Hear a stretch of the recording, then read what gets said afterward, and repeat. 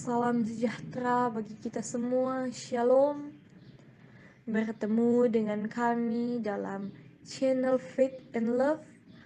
Dan di saat ini kita akan merenungkan bagian bacaan dari MTPJ Gemim tanggal 1 sampai 7 Januari 2023 dengan bacaan Alkitab yang terdapat dalam Yehezkiel 36 ayat 22 sampai 38. Tetapi sebelum itu, kita akan meminta tuntunan dari Roh Kudus dan mari kita berdoa. Bapa kami yang bertahta dalam kerajaan sorga, kami bersyukur atas segala rahmat, berkat, serta nafas kehidupan yang Engkau berikan bagi kami. Kami bersyukur kami boleh ada lagi di hari yang indah ini, di hari pemberian-Mu. Pada saat ini, hamba-Mu berdoa kiranya Engkau mencurahkan roh hikmat kebijaksanaan bagi hamba-Mu, dan kiranya hamba-Mu ini dapat membawakan firman sesuai dan seturut dengan apa yang Engkau ajarkan. Sehingga firman yang dibentangkan di saat ini melalui channel Faith and Love dapat menjangkau orang-orang yang rindu mendengarkan firman-Mu. Dan kiranya firman-Mu ini juga dapat membantu saudara-saudara seiman kami. Segala kelancaran dari pemberitaan firman ini ya Bapa, kami serahkan ke dalam tangan-Mu yang penuh kuasa dan kasih. Ini doa kami yang kami bawa di dalam nama anak-Mu Tuhan Yesus Kristus. Amin. Bacaan Alkitab di saat ini terdapat dalam kitab Yehezkiel pasal 36 ayat 22 sampai 38. Oleh karena itu, katakanlah kepada kaum Israel, beginilah firman Tuhan Allah. Bukan karena kamu aku bertindak, hai kaum Israel, tetapi karena namaku yang kudus yang kamu najiskan di tengah bangsa-bangsa di mana kamu datang. Aku akan menguduskan namaku yang besar yang sudah dinajiskan di tengah bangsa-bangsa dan yang kamu najiskan di tengah-tengah mereka. Dan bangsa-bangsa akan mengetahui bahwa akulah Tuhan. Demikianlah firman Tuhan Allah, manakala aku menunjukkan kekudusanku kepadamu di hadapan bangsa-bangsa. Aku akan menjemput kamu dari antara bangsa-bangsa dan mengumpulkan kamu dari semua negeri dan akan membawa kamu kembali ke tanahmu. Aku akan mencurahkan kepadamu air jernih yang akan mentahirkan kamu dari segala kenajisanmu dan dari semua berhala-berhalamu. Aku akan mentahirkan kamu. Kamu akan kuberikan hati yang baru dan roh yang baru di dalam batinmu, dan aku akan menjauhkan dari tubuhmu hati yang keras dan kuberikan kepadamu hati yang taat. Rohku akan kuberikan diam di dalam batinmu, dan aku akan membuat kamu hidup menurut segala ketetapanku dan tetap berpegang pada peraturan-peraturanku dan melakukannya. Dan kamu akan diam di negeri yang telah kuberikan kepada nenek moyangmu, dan kamu akan menjadi umatku dan aku akan menjadi Allahmu.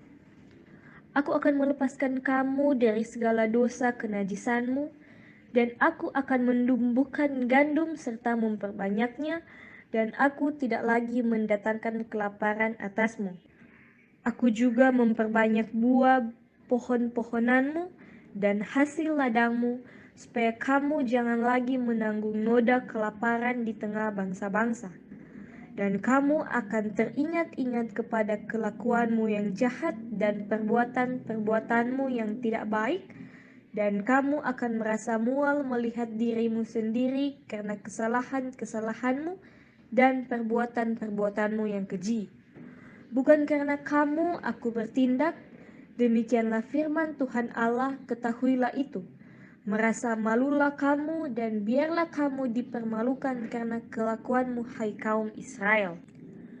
Beginilah firman Tuhan Allah, pada hari aku mentahirkan kamu dari segala kesalahanmu, aku akan membuat kota-kota didiami lagi dan reruntuhan-reruntuhan akan dibangun kembali. Tanah yang sudah lama tinggal tandus akan dikerjakan kembali, supaya jangan lagi tetap tandus di hadapan semua orang yang lintas daripadamu. Sebaliknya mereka akan berkata, tanah ini yang sudah lama tinggal tandus menjadi seperti Taman Eden, dan kota-kota yang sudah runtuh, sunyi sepi dan musnah, sekarang didiami dan menjadi kubu. Dan bangsa-bangsa yang tertinggal yang ada di sekitarmu akan mengetahui bahwa akulah Tuhan yang membangun kembali yang sudah musnah dan menanami kembali yang sudah tandus. Aku Tuhan yang mengatakannya dan akan membuatnya. Beginilah firman Tuhan Allah.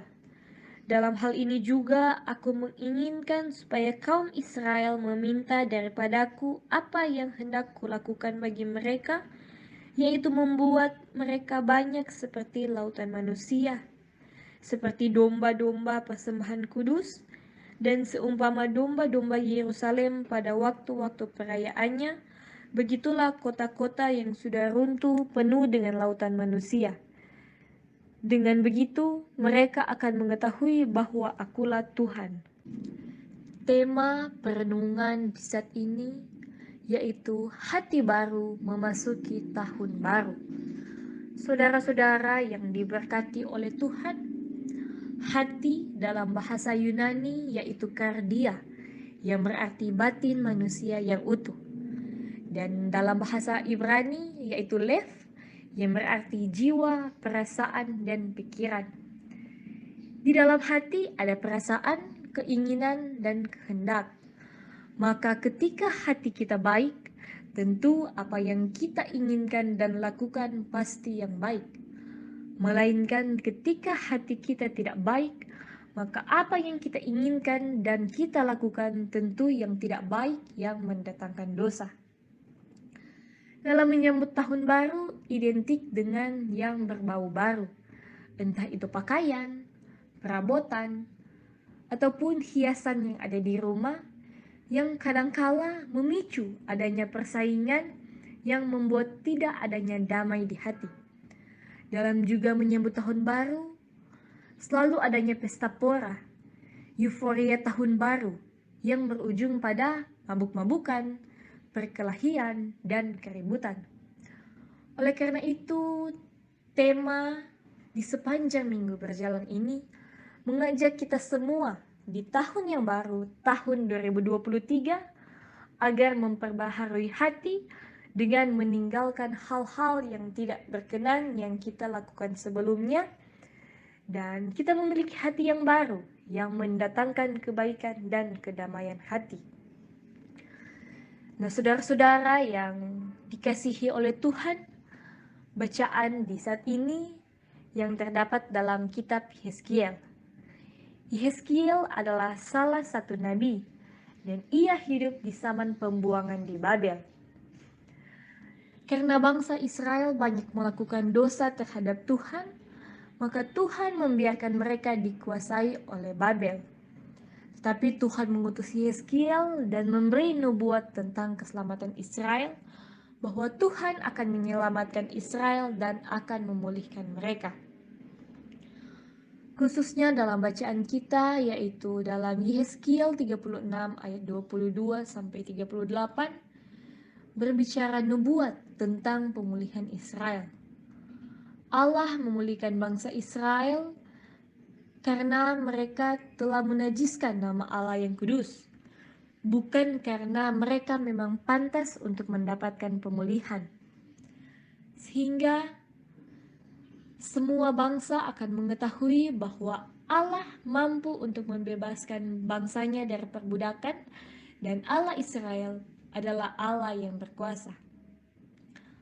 Allah akan mentahirkan bangsa Israel dari segala dosa mereka dengan air yang jernih atau yang bersih, yang dilambangkan sebagai sungai Kristus yang dipercikan pada hati nurani untuk memurnikan mereka dari kesalahan. Allah akan memberikan kepada mereka hati yang baru dan roh yang baru. hati yang baru sebagai pengganti dari hati yang keras, dan memberikan hati yang taat. Roh yang baru akan diberikan Allah kepada mereka, sehingga mereka akan menuruti apa yang menjadi ketetapan Allah, peraturan Allah yang diberikan kepada mereka, dan mereka tidak lagi hidup dalam kedagingan dan kepada perbuatan-perbuatan yang tidak dikehendaki oleh Allah.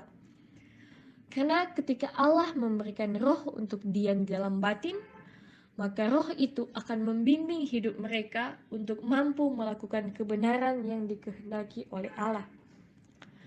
Ketika bangsa Israel telah dimurnikan oleh Allah, maka Allah akan memberikan keselamatan bagi mereka, yaitu Allah akan memberkati mereka dan akan memberikan kesuburan bagi tanah mereka sehingga tidak akan ada lagi kelaparan.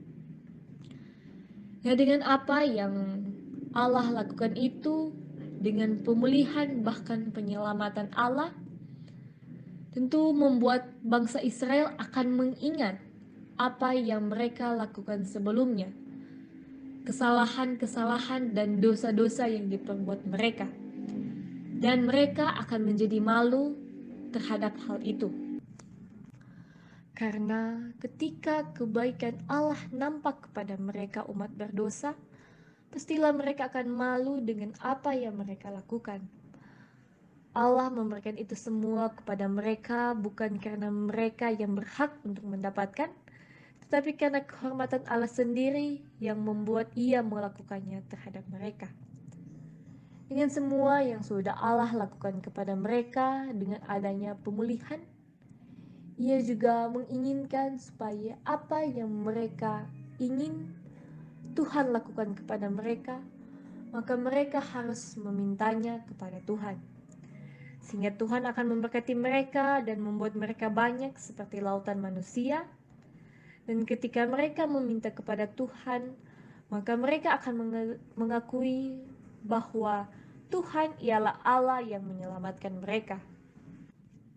Saudara-saudara yang dikasihi dan diberkati oleh Tuhan, dengan ini kita menyaksikan di mana kasih Tuhan begitu besar bagi umat Israel, di mana Ia tidak pernah meninggalkan mereka. Ia sangat mengasihi mereka, sehingga Yeskiela yang diutus untuk mewartakan keselamatan dan pemulihan yang berasal daripada Tuhan. Begitu juga kita apabila dilanda dengan berbagai tantangan, cobaan, dan rintangan, percayalah bahwa Tuhan tidak pernah meninggalkan kita semua. Dengan ini haruslah kita menyadari kepribadian kita di tahun yang baru ini. Jangan hanya baju yang baru, sepatu yang baru, perabotan rumah yang baru, atau lain-lain yang menyangkut dengan materi yang baru, melainkan kita harus memperbaharui diri dengan memiliki hati dan roh yang baru, yang adalah tanda bahwa kita telah mengalami kelahiran baru dengan hidup dalam pertobatan dan taat pada Allah. Kiranya juga kita sebagai orang yang percaya harus berpegang teguh dengan ajaran Tuhan, dan di tahun yang baru ini kita memperbaharui hati kita dengan kebaikan, maka pastilah semua yang baik akan dianugerahkan Tuhan bagi kita. Dan kiranya di tahun 2023 kita semua diberkati oleh Tuhan dan segala perencanaan dan pengharapan kita diwujudkan menurut waktu Tuhan. Tuhan Yesus kiranya memberkati kita. Amin.